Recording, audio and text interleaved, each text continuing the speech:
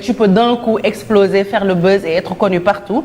Donc da ngay gis que ni dëkk bi dafa bëri nit yu talentueux. Maintenant nag il faut juste que ñu jéem a canaliser loolu yëpp organiser loolu yëpp pour que seen talent mun leen jëriñ parce que talent kese tamit du dem mais ñii moom chaque fois je pense que c'était la découverte de beaucoup de personnes. Oui découverte la woon beaucoup de personnes man moom vraiment dañ ma séduit ci seen talent mais surtout esprit de créativité bi ñu ñëw indi ci cérémonie d'ouverture bi ñuy def cérémonie officielle bi. Préciser def benn introduction bu gàtt même moins de 5 minutes résumé à peu près forum bi et puis ñëpp apprécier Youssou Ndour d'ailleurs ci ouverture discours am loolu la wax nee na mënoon nañu bañ a def discours ndax ñi groupe bu Pikine bi def ci présentation résumé na ko forum bi en tout cas c'était une réussite daal encore une fois félicitations à toute l'équipe félicitations exceptionnellement à Maymouna taxaw na ci am na ci taxawaay bu am solo en tout cas suñu fierté la Maymouna madame Diop loolu laa koy waxee di ko May Diop de maa ni monsieur Diop gis naa ko nee na xanaa. monsieur Diop. chapeau à lui aussi. franchement gis nañ taxawaayam ci forum bi. lépp lu ci ceeb yéen a koy lekk yéen. waaw lépp ñoo koy lekk famille Diop.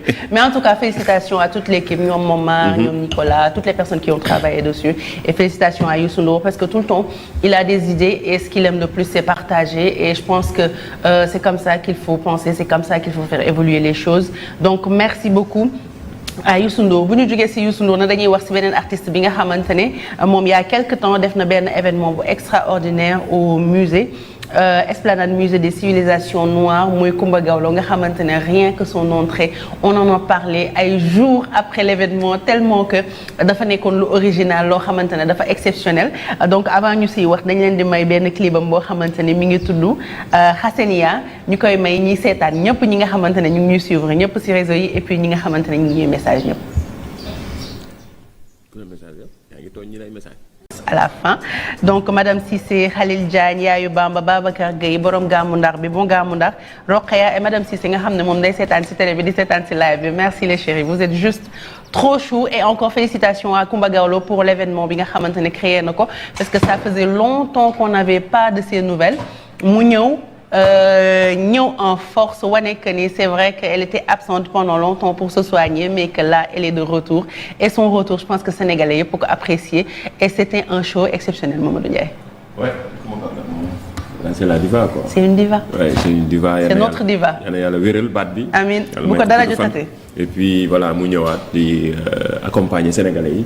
avec sa belle voix en tout cas di ko ñaanal yàlla gudd fan ak yéen. ñu namoon ko trop mais bi ñuy teg Coumba Gawlo bi am na benn loxo bu ñëw tegu fii. donc sànq maa ngi wax ni que. dañu am invité. ñu invité yi ku gagné quelque chose la donc.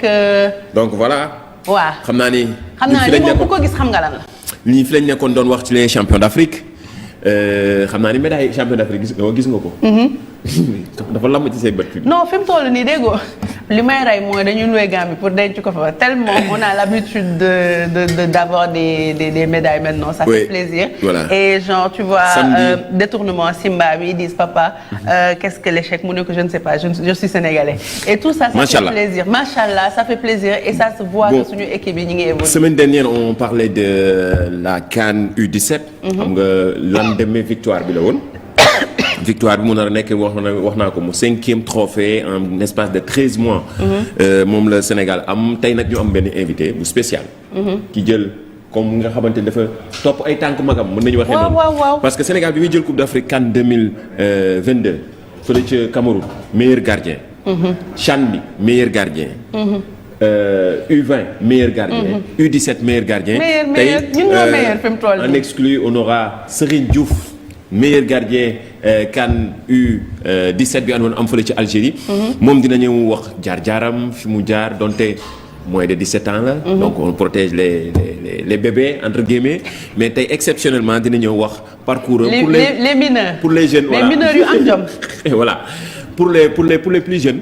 mais wax fi mu actuellement mi ngi évoluer fële ci génération foot li ñu doon wax ci centre de formation yi. wax fi mu parcours am ci kanam tuuti dinañ ci ñëw et puis tu vas toucher. la médaille d'or. waaw aussi. bii mooy tey nii la ñuy tegee tey. xam nga médaille Cheikhou ba mu ñëwee dama koo jël ne dama ci commerce Ndiaye. yow daal lépp commerce rek nga ciy xalaat. mais imaginer médaille bi ku fa toog médaille bi 10 000 mu taxaw ci buntu kër gi 10 000 commerce la. yow jar na ko mais boobu médaille mënu nga ko maye nag. mais internet yi dañ maa yàq xeme. nga dëgg de. xas ma ba ma raab naan da ngaa defe ne yaa ñu moom. mais bon c'est juste pour rigoler et. mais tey moom indi nañ la best goalkeeper. non bii. tey maa commencé commercial. Edouard Mendy ba léegi. waaw ku dem fi Coupe d'Afrique bi fi mu ne nii ci 13 mois. best goalkeeper jël nga best goalkeeper. ça fait plaisir à voir ça fait plaisir à vivre en tant que sénégalaise. Et affaire la yoo xamante ne doo ko fàtte c'est marqué dans l'histoire et tout le temps ça va être raconté. encore et encore et encore donc yoon bii ñu jël moom buñ ci teggee ko benn yoon nañ ko continuer nii. dinañ ko recevoir dans quelques instants ci plateau bi pour gën a waxtaan ak moom mi nga xamante ne moom mooy meilleur gardien. ci champion d'Afrique bi nekk champion d'Afrique U17 waaye avant loolu dama leen di tegal beneen clip rek boo xamante ne Assane Ndiaye la Mass Ndiaye mu ci rendre hommage Thione Seck ñun ñëpp ñu ko ci rendre hommage et c'était à l'occasion de sortir album bi nga xamante ne moom mooy Cofeel et ça lance aussi benn soirée de gala bi nga xamante ne ñu ngi koy préparer le 17 juin King Fahd Palace Clara ak waa Raf Prod di ko produire donc on y va avec Assane Ndiaye et Mass Ndiaye. Ndiaye côté chorégraphie musicalement parlant même code couleur yi c'est très très beau hommage bu mu rendre Thione Seck donc doon signé album bi nga xamante ne dafa génn Assane Ndiaye yàgg mun woy ba nga xamante ne bi ñu tegee woy bi sama yaay kuku mami maa ngi lay nuyu yëngatu na bu baax ci kër gi mujj gi mu teg lépp di ko fecc ci xale yi topp ci donc son bi yow laa koy dédié Sato jël ko ak Bousso Faye Adama Ndiaye Adama Mati Ndiaye First Love Kribia Divatima Yemekan ma xam ne Richard Toll la ñuy seetaane ak la Salixaat merci beaucoup de nous suivre si TikTok bi comme ni ma leen ko doon waxee tout à l'heure Mamadou Ndiaye bi Assane Ndiaye di dugg recevoir nañ fii suñu champion d'Afrique bi nga xamante ne moom mooy Serigne Diouf nekk meilleur gardien ci CAN U17 bi nekk champion d'Afrique gardien wu tournoi bi yépp moom moo jël raw gàddu gi mais moom xam naa fulla gi bëri na ndax liñ teg Assane Ndiaye bi mi ngi na tekk rek yëngatu mais ñi xale la fële nañ toj fi def lépp mais xale yi fecc xale yi fecc mais moom mi ngi ne nii rek ñu maîtriser affaire yi xoolal ne tekk rek dafa yaru dafa mel ni yar gi nag moo tax ngeen di dem de l'avant parce que yar moom lépp lu mu àndal daf koy jëmale kanam bienvenue sur le plateau.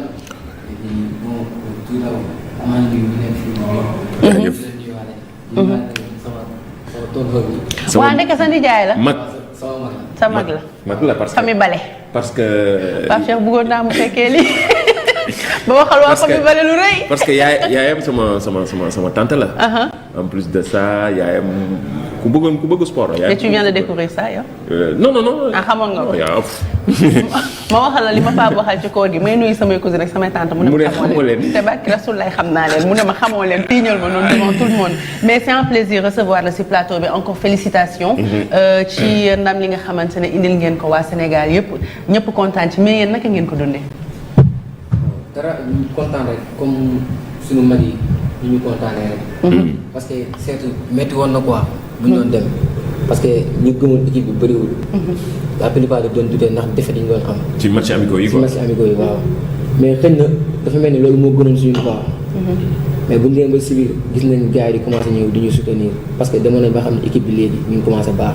ñu bari commencé waat tourner. mais Ndiaye loolu nag ñun dafa mel ni suñu njëglaay la xaw ma équipe bi début bi par exemple su fekkente ne dañu dem kenn gëmuñu kenn lijjantiwu ko day jékki-jékki rek mais dafa am benn réveil bu am équipe bi commencé di carburer di donner et ça arrive si équipe yu bari pas juste U17 yi. mais ci équipe A bi. waaw moom laa bi ñuy dem coupe début bi dañ leen di jéppi. mais bi ñuy dem coupe d'Afrique kenn lijjantiwuñu. waaw. boo waxee gars yi naan non surtout et puis début match yi nga xam ne dañ doon nul fii. am benn victoire 1-0 fii et c'était compliqué quoi. bi ñu demee ba huitième de finale je pense que match bi déclic bi mooy contre Cap-Vert. bi ñu dóoree Cap-Vert si situation yu xawoon compliqué ak blessure Sadio Mané bi après nag fa la gars yi ne nag. c'est possible on peut le faire et vraiment c'est possible. et puis ci lañ bien vrai que ñoom effectif bi ak équipe bi. coach ñoom gëmoon nañ ni et puis xamoon nañ ni ñoom dañuy def. mais sénégalais laa wax pas en tant que supporter. ñun sénégalais ñun ay coach lañ te dañu gaaw a découragé nag. loolu la Serigne. ñu jaajëfal la comme ni ko Bijou waxee mais li ci gën a am solo mooy mu nekk sa tournoi bon su ma nee sa tournoi mooy tournoi continental boo xamante ne yaa ngi koy ñëw découvrir ci CAN U17 bi ngeen nekk ay xale compétition bi début bi lan moo nekkoon depuis début compétition bi discours coach bi ak yéen naka ngeen jàngate woon li nga xamante mooy ngeen di découvrir muy Coupe d'Afrique bi. bon ñun avant ñu doon dem. ñun bu ñu doon dem visé ñu woon jël coupe. dañoo demoon ñaari objectif lañu amoon dem coupe du monde après ñu jël coupe.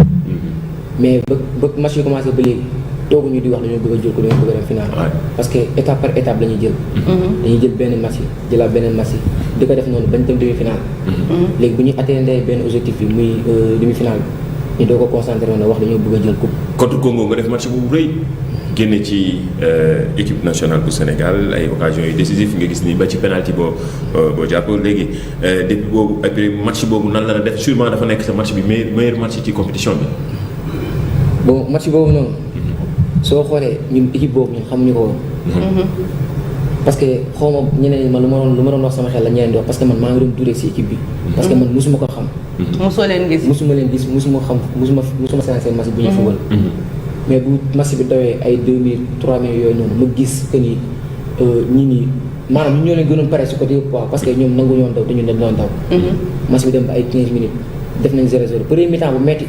parce que bu ñu mi-temps ba ñëwaat avant penalty bi am man maa ngi doon dutee ma ne ñun est-ce que duñu nii ñu dem ba dernière minute yi après Fallou dugal.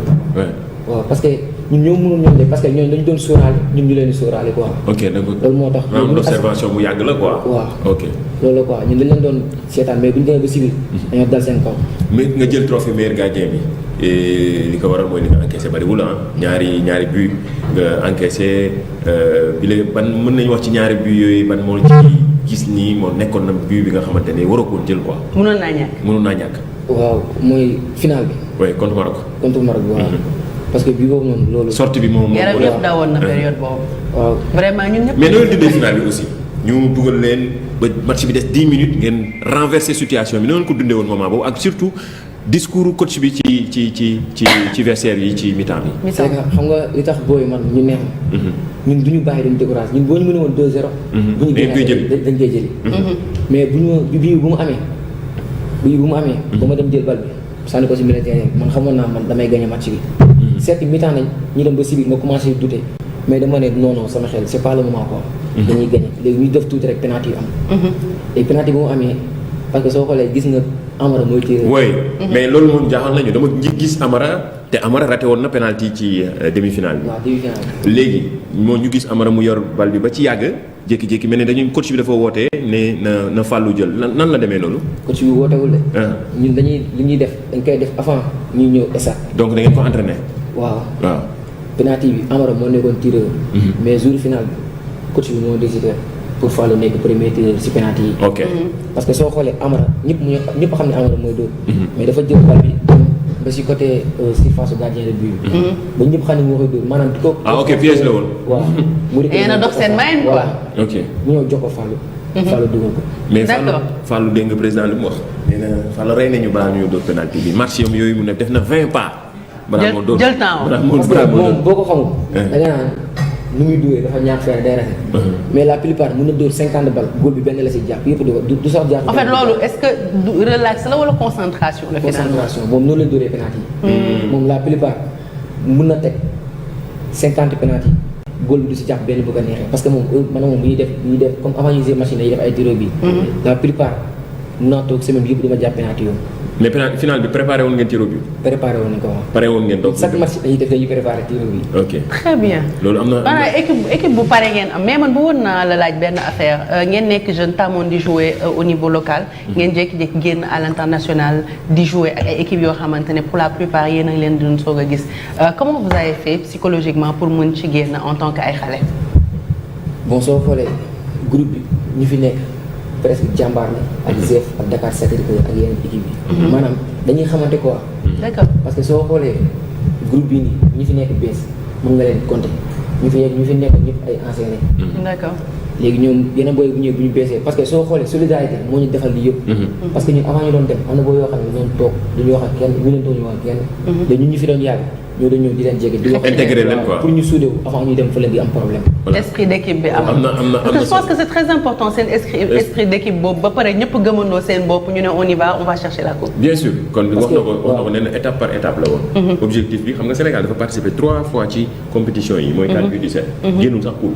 d'accord loolu woon sax génn poule objectif u coach bi ren dafa nekkoon d'abord ñu génn poule.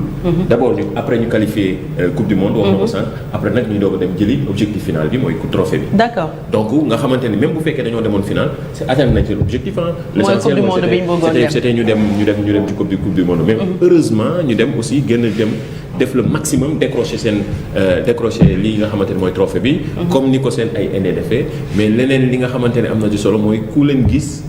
wax na sànq esprit d'équipe bi le fait que. non ça fait plaisir le fait que ñu am esprit d'équipe bi formation bi xam naa ni que ay club yoo xamante ne dinañ tase di jouer parfois mun na indi animosité sax mais bu ñu tasee équipe nationale dañuy teg lépp derrière. bon bien sûr mais xam nga sport ak rivalité ñu ànd.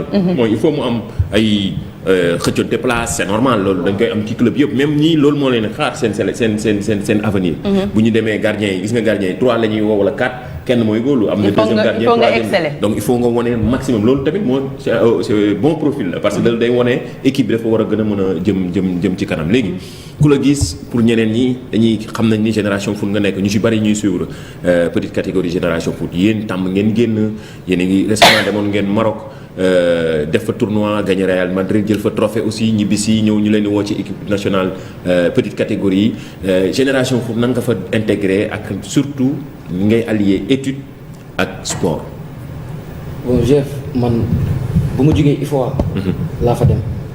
tournoi IFOA. waaw bu ma jógee IFOA laa fa dem. parce que Galaxy laa nekkoon. après ma quitté foofu dem GF. te GF dafa am ñaar quoi sport étude. da ngay jàng da ngay football des fois sax dañ lay wax pour nga dem jàngi comme man mii des fois damay ne ma dem jàng yooyu noonu. parce que man soo xoolee. football laa gënoon concentré wu ay dem jàng affaire yooyu mais bu ma demee chef ba léegi moom maa ngi jàng. jàng par force. maa ngi dem jàng waaw. boo jàngul doo football. boo jàng moom doo football. bien sûr déjà. mais ils ont raison parce que boo bëggee football. di nga jàngi c'est comme un petit peu système NBA. lycée baa ngi ci biir lycée baa ngi ci biir à chaque fois ci BFM yeeg yooyu dañuy def ay résultats yu baax dañuy génn pare pour jàmbaar. nga xam nga léegi booy former footballeur sportif il faut former un homme complet. du rek ci terrain bi mais koo xamante ni après métier yi nekk ci. sport yëpp daf koy mën a def carrière bi mën na gàtt mais après nga ubbeeku gën a mën a am investir ci domaine toujours ci domaine sport ak football mën nga ci nekk leneen ak leneen yoo xamante ne. c'est vrai qu'il y a tellement de métiers autour du football. que parfois même boo réussir sur le terrain boo amee formation bu dëgg da ngay mën a liggéey leneen mais man bëggoon naa xam naka lañ leen accueillir que ce soit seen club ak seen kër yi bi ngeen ñibbisee ak trophée bi nga xamante ne indaale nga leen et puis dinañ wax ci millions yi tam. waaw dinañ si wax. ana sunu wàll. yow ngi waaw. mais loolu waaw vas-y. amoon na. luñ ci wax. vas-y. amoon na ambiance quoi parce que man soo xoolee. man bu ma doon ñibbi si ñibbeeguma seen nag. waaw maa ngi la ñuy ñibbi. waaye maa di ngeen dem waaw parce que bu ma doon ñibbi si fii nii gis naa ay nit yu bëri loo xam ne man ñun du ma leen gis soo xoolee. def nañ ñoo xam ne bu ma doon ñëw dañ ma commencé teeru te gis nga distance boobu noonu oto bi doon daw jaar fi dem boo ko taalaloon dina mat ay kilomètres.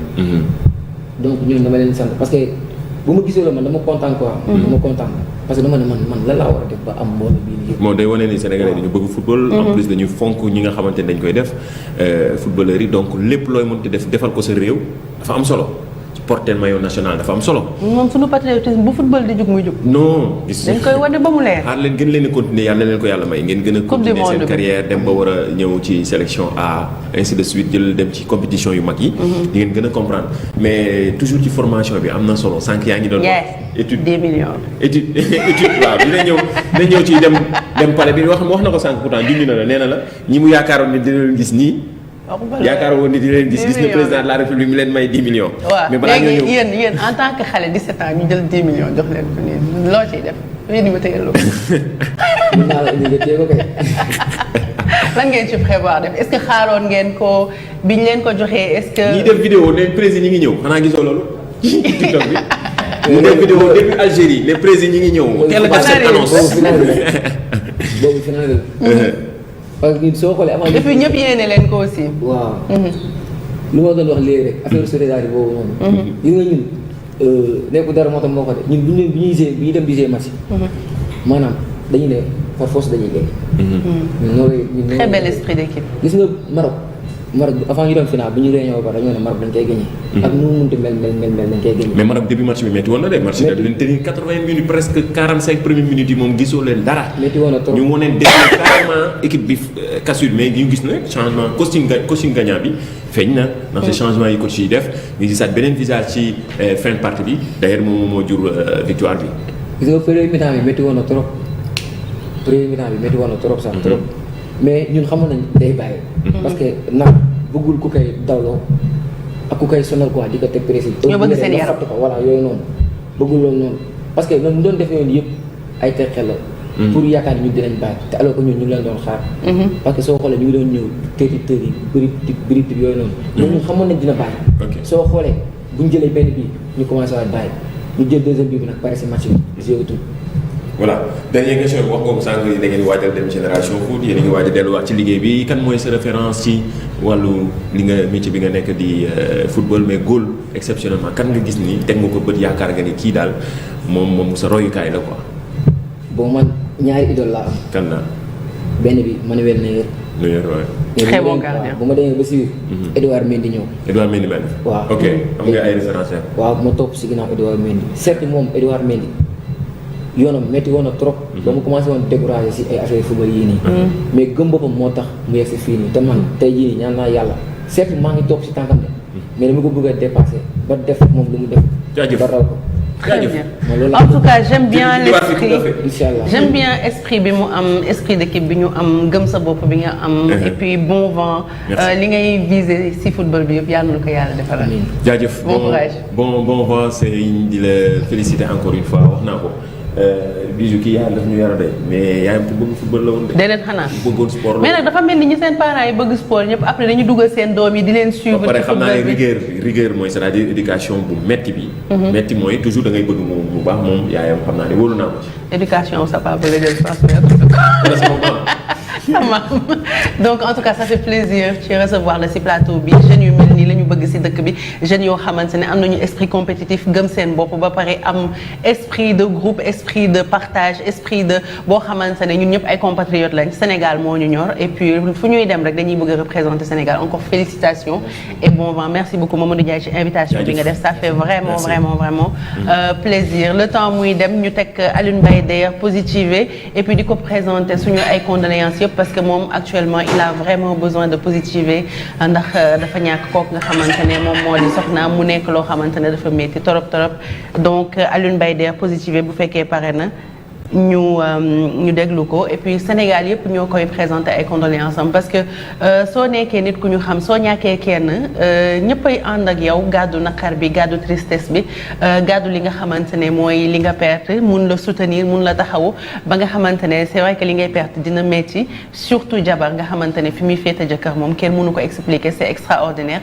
mais quand même les Sénégalais sont là pour moom Sénégalais yëpp taxaw nañ pour moom pour présenter ko seen ay condoléances wan ko ni ñi ngi fi pour moom donc Alioune Mbaye der positivé bu fekkee pare na ñu déglu ko avant ñuy ñëw continuer li nga xamante ni mooy programme bi ñu leen waajal fii ci Week-end Stars ngeen koy suivre en direct ci télévision Futur Média mais aussi si TikTok bi Khady Ndiaye Bijou avec X à la fin je vais venir lire quelques tours c'est vrai que bu ngeen di seetaan ni en live je peux pas regarder répondre à vos messages ou répondre au téléphone appel yi ngeen may woo mais dina jël quelques tours bind ko su ko defee ma mun leen may ay dédicaces ak ñi nga xamante ne ñëpp tamit ñoom ñoo ñuy envoyé ay messages donc Ndiaye condoléances yi ak Alioune Mbaye der. voilà condoléances yi ak Alioune Mbaye der c'est une métti daal la ko waaye dégg moom comme ni ñu koy waxee du bees dafay bees rek quoi mais ñëpp en tout cas di ko ñaanal yàlla xaari ko àjjana wooy fal suuf ci kawam di masaw bu baax Alioune Mbaye der suñu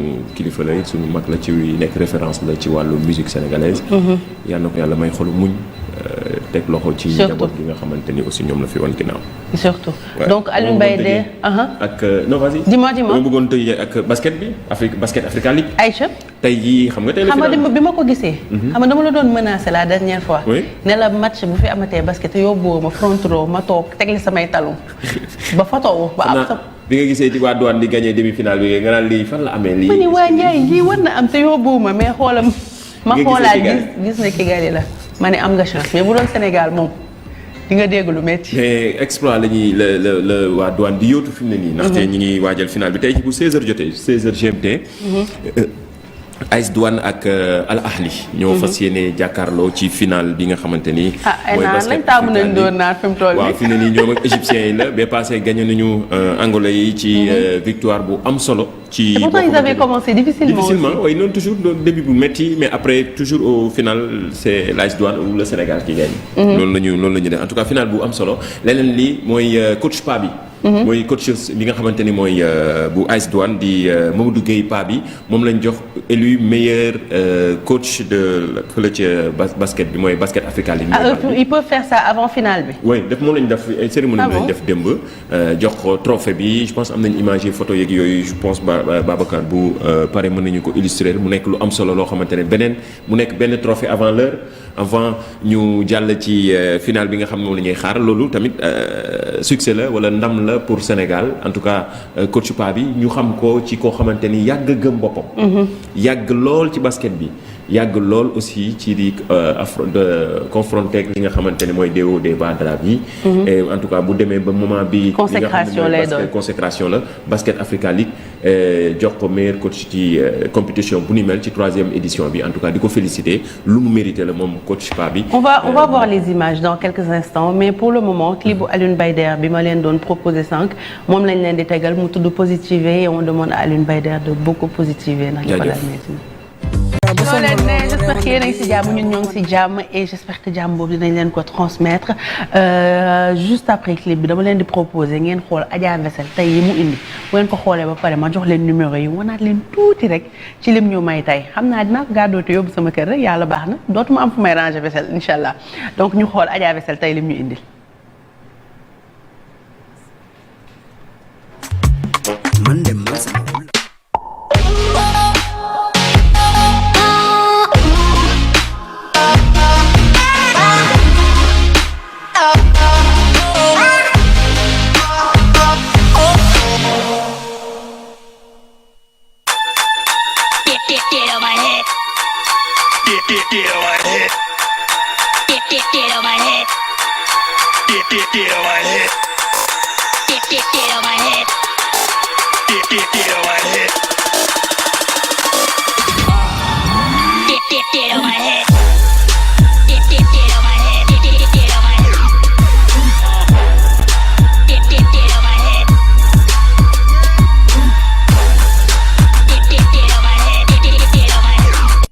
vaisselle yi lañ leen doon wan ñu wanaat leen ko très très rapidement ay présentoirs de niveau nga xamante ne mun nga cee teg say salé pour ndekki wala pour goûter xale yi yaay xool nu mu la neexee rek nga jël ko présenté ko présentation wax naa leen que dafa important ci lekk bi boo ko gisee fi ñu ko teg rafet rek da ngay am envie déguster yow tamit et y a beneen présentoir un niveau ñu def ci suñu ay sucré mu rafet ba bëgg a dee diggante doré ak blanc matché c'est trop beau ay carafe yoo xamante ne transparent nga def ci jus bi ñëw coloré ko nga ñëw boo bëggee naan boo bëggul naan par la force et puis ay coupe yoo xamante ne seetal ma xeetu coupe yi boo ci sàndee sa salade de fruits looy waxati lii fu mu am ci Adja Vessel kese bu ngeen ko seetee feneen tamit doo leen ko fa fekk et pareil comme moom day def symétrie on a d'autres présentoirs yoo xamante ne benn niveau la ak xeetu karaaf yi nga xamante ne boo ci defee jus macha allah koo ko jox mu naan xelli mu naan xelliwul mu naan et d'autres présentoirs yoo xamante ne deux niveaux ak un niveau yaay tànn sa bu la ne xool bu la gën a arrangé vaisselle yi nag ku ko bëgg ak yeneen yu gën a nice yi je vous dis que elle peut pas amener tout ce qu'elle a ici yi nekk ci boutique bi moo gën a toj encore mun ngeen woote ci 77 723 32 32 yéen tamit mun ngeen def comme Adja Vessel ñëw pour ñu présenter seen ay produits contacter leen suñu service commercial tout à l'heure maa ngi leen di wax on a beaucoup d'invités qui vous attendent tout à l'heure gis ngeen suñu champion bi nga xamante ne moom lañ fi recevoir et on va recevoir une championne aussi une dame bi nga xamante ne elle est très très talentueuse même si on reste très longtemps duñ ko gis ci scène musicale bi mais quand même elle a une voix exceptionnelle une voix qui touche et noonu la ñu touché si way bi nga xamante ne génne na ko muy Confidence Myrma.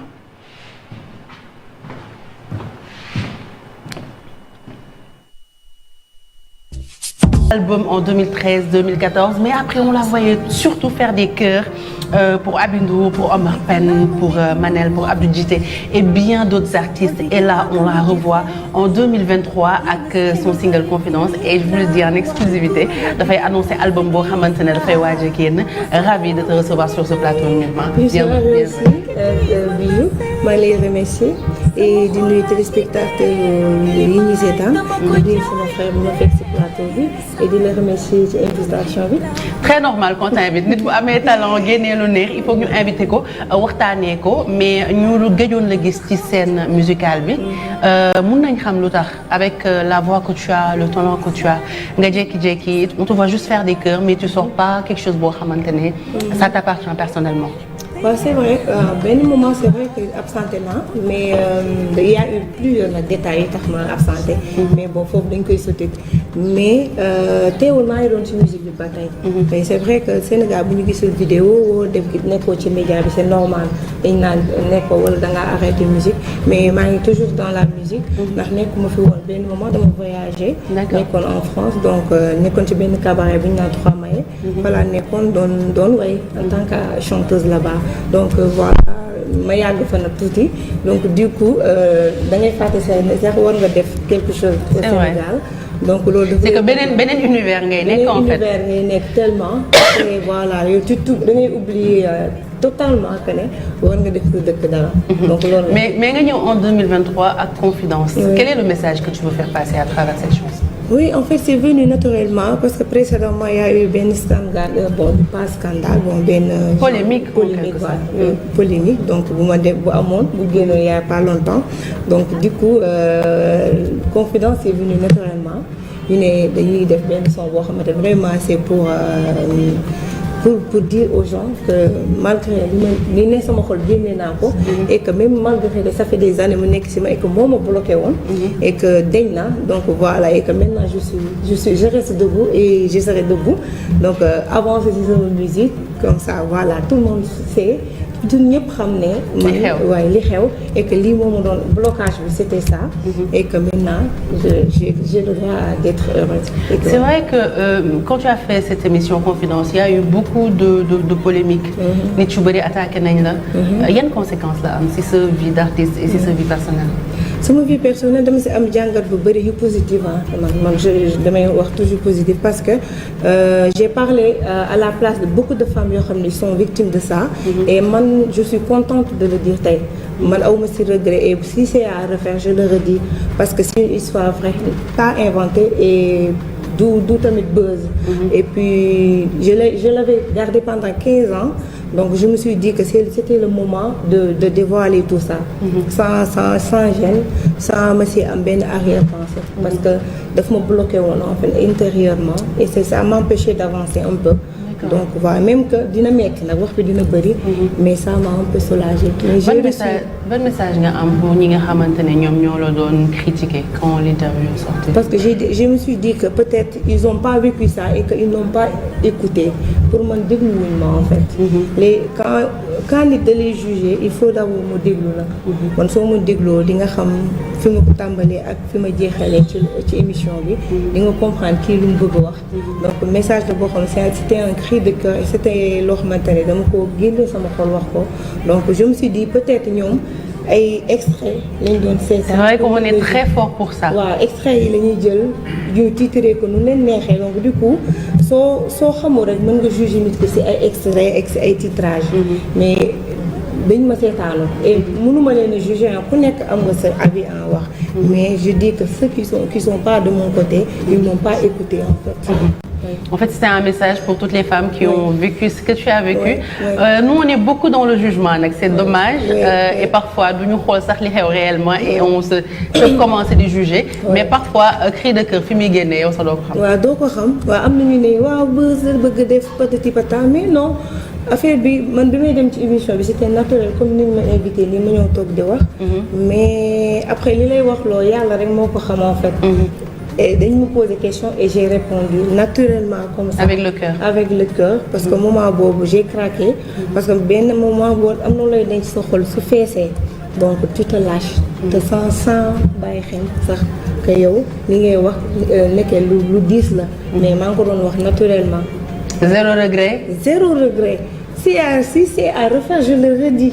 Et côté positif bi lan nga si gagné soulagement, ouverture, enfin qu'est-ce que tu as gagné? Oui, soulagement, ouverture et que j'ai permis beaucoup de femmes yoo xamante ne vivre nañ ko ñu mënuñu ko woon wax kenn donc man c'est comme que man dama mujjee nekk sax benn psychologue te man maa leen ko gën a soxla. finalement. donc dañ may woo ndeysaan ne ma j'ai vécu pareil. vraiment dañ ñu wax parce que j'ai vécu pareil te xaw ma fu ma koy waxee. ay góor jigéen ku ne di ma woo si loolu donc loolu rek man ça m'a beaucoup touchée et je me suis dit ñii nag ñu may gën a may force et que man je vais tout faire pour combattre loolu surtout ceux qui sont yoo xamante ne dañ ko dund. mënuñu ko wax et di si ko noppiwaale mu leen di gaañ. mënuñu dem justice mënuñu ko wax seen yaay yi mënuñu ko seen papa. moi je ouvrir nañ leen suñu porte yi pour ça. ñu ñëw et la personne concernée est-ce que woo na la pour excuser-vous? Excusez-vous. Bijou. Non mais parce que parfois quand quelqu'un se confie et que t'es concerné et que voilà peut-être que am na benn soulagement bu mun a jox nit ki rien qu'en lui disant je suis désolée. Ouais, mais peut-être mën na ko bañ a gisee côté bu positif day gis côté négatif lay gis. waaw peut-être day naan dama ko blessé moom pour moom il s'est senti blessé ba du ma woo. côté boobu man xaaruma ay appel franchement man l'essentiel bi mooy man naa génne la nekk sama xol rek franchement. mais xaaruma vraiment ay retour ci ñoom. Aujourd'hui la Myrma soulagée moo ñëw indi confidence. En dehors de le fait nga tuddee ko même nom que émission bi c'était fait exprès. C'était fait exprès. Confidence woy bi. Oui, c'était fait exprès parce que fallait que mu am sens li ma war a génnee. Fallait que mu am suite comme si tu le veux. Fallait que mu am logique en plus de ça. Parce que ça collait un peu l'histoire et que wax les gens qui n'ont pas compris c'est mon cœur qui parlait te cœur bi bu yàggee fees il faut nga wax. Donc malgré que donc am na ñoo xam ne waaw waroon naa ko gaar na ni day am sutura ndax c'est vrai Sénégal la ñu nekk dañoo pudique nag c'est normal ça bokkul ci suñu culture. Mais fallait que ça sorte. Ouais. D'accord. Et la Myrma qui s'est libérée de li ko téye woon. Ban message la gën a joxe ces confidences parce que dafa mel ni phénix bu renaître de ses cendres. ci biir confidence. loolu ngay expliquer. oui c'est ça moom laay expliquer ci chanson bi donc début bi dékku naa lu bari dékku naa ko nag dékku naa ay wax yu bari. mais j'ai dit que muñ moo fi des xol bi di màgg mujjee fees donc ça veut dire que li ma dencoon génn na. mais après c'est le bonheur. moo tax deuxième partie bi ñu xaw ko xumbal. mu xaw a am fecc tuuti. ñu yëngatu pour dire ko lii du ma abattre en fait du ma koy waxee. du la tënk. waaw du ma tënk. du la teree dund tey laa gën a siggi et que tey laa gën a mën a continuer waaye parce que ba mu génnee tag donc daf ma jox kii courage à sortir. Donc c'est un nouveau départ. C'est un nouveau départ. C'est un nouveau départ. Oui. Avant ak bii du nekk benn waay. du garde droit lan moo naa nekk gën a nekk objectif. Oui, c'est ça. Oublier tout ça et avancer ci sa carrière. Ouais, focus léegi wax nga sànq yaa ngi waajal album. Oui. waaw parce que album la war a nekk te album boobu social lay doon en fait. Social. waaw c'est-à-dire. waaw on va faire album boo xam ne 4 titres kese lay am. mais dañ koy def social. Social mooy comme yan genre thème la ñuy. waaw parce que ça va parler tout ce qui est violence faite aux femmes. Surtout aider li ko tax a jóg projet boobu c'est pour aider les femmes yoo xam ne amuñu les moyens. d'aller vers la justice pour fay dañuy am sa problème fay avocat. et pour les aider à que ñuy. Finalement bénéfice su album bi. oui dafay dem si jigéen yi nga xamante ne dañuy dund violence. c'est pour aider violence abus sexuels yi nga xamante ne ñu ngi koy subir. tout ce qui est violence faite aux femmes. Merci, c'est ça. Voilà loolu moo ko tax a jóg. Donc on va faire ça avec juste 4 titres et on va commencer de 500 000 à 1 million par vente aux enchères lañ koy def parce que gis bonne volonté yi ñu jënd ko. D'où vient cette idée loolu. Avec l'équipe yi may travailler muy Rock Team Job Sublime et Tange Tandian et voilà ñoom laa si gën a waxtaanal. ci loolu. Et comment tu te sens par rapport à cette équipe? Il s'occupe bien de toi. Oui, il s'occupe bien de moi. Vous avez intérêt les gars en tout cas punchline bi maa ngi ak 10 000 mélodies mënuñu woon rek. bijou waaw xam nga xar tamit day weesu moto boo jógee 1000 foo nga avancé. mënoo resté ci 1000 bi rek sax fa. il faut tamit nga avancé au yeneen 1000 yi di dem ba 10 000 bi. instant bi maa ngi ci 10 000 dinaa dem ba 100 000. ak plus ba 200 en tout cas c'est un très beau projet de prévoir un album bu nga xamante ne c'est pour jàppale jigéen ñi dund violence faite aux femmes. Il y a un moment donné mois de novembre dañ koy xeex partout ci àdduna bi. mais c'est pas juste ce moment là la ñu ko war a xeex parce qu'il y a tellement de femmes yuy dund violence faite aux femmes muy violence physique violence psychologique viol ak yeneen xeetu violence. jigéen yi di dund donc je serai là pour promotion album bi parce que man moom ça c'est mon combat lutte contre la violence faite aux femmes ONU di ko xeex ñëpp ñi nga xamante ne jigéen soxal na leen di ko xeex donc on est là pour la promotion on te dit bon courage mais balaa ngay dem Myrma fan lañ la sa fan si mun a ñëw seetaan pour nga jouer fan lañ la mun a gis et puis lan ngay prévoir en tant que événement. waaw en tant que événement ñu ngi koy doon c'est ñu ngi koy travailler comme que dama jëlaat beneen relancé bu bees. donc avec l'équipe ñu ngi nekk di xool benn plan de travail pour commencer live yi. mais xam naa bis bu ñu ko tëralee nii après dinañ ko yaatal. communiquer rek yow. waaw bul sox soor. nee ñu live bi fii la rek. ma tànn la ko rek comme ça ñu mun a ñëw. partager ko wax si et puis nit ci mun ko suivre. En dehors de ça album bi ban couleur la nar a nekk est-ce que même style que son bi nga xamante ne mooy confidence la wala yeneen style nga nar a génne. man moom je suis artiste je suis chanteuse de variété. donc man yemuma ci benn style de musique. donc attendez à yeneen couleur de musicale. donc man awma benn. amoo limite en fait awma limite waaw. très bien musique laay def. et pour terminer pour tëj Myrma lan nga ñuy wax ñi lay seetaan ñi nga xamante ne ñoo la bëgg. ñi nga xamante ne ñoom ñoo lay suivre.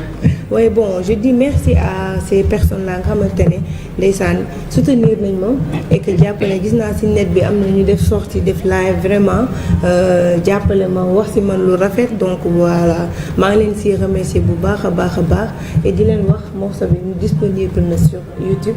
et sur toutes les plateformes nañ dem. abonné de téléchargement légal. oui de téléchargement voilà. légal. S'il vous plaît. téléchargement légal dégg nga plateforme yi j'ai bien précisé. voilà et ñu dem abonné sama YouTube aussi Myrma officiel bi. donc ñu dem abonné. et sur les réseaux à part YouTube. je suis sur Instagram. Myrma musique aussi. musique avec C.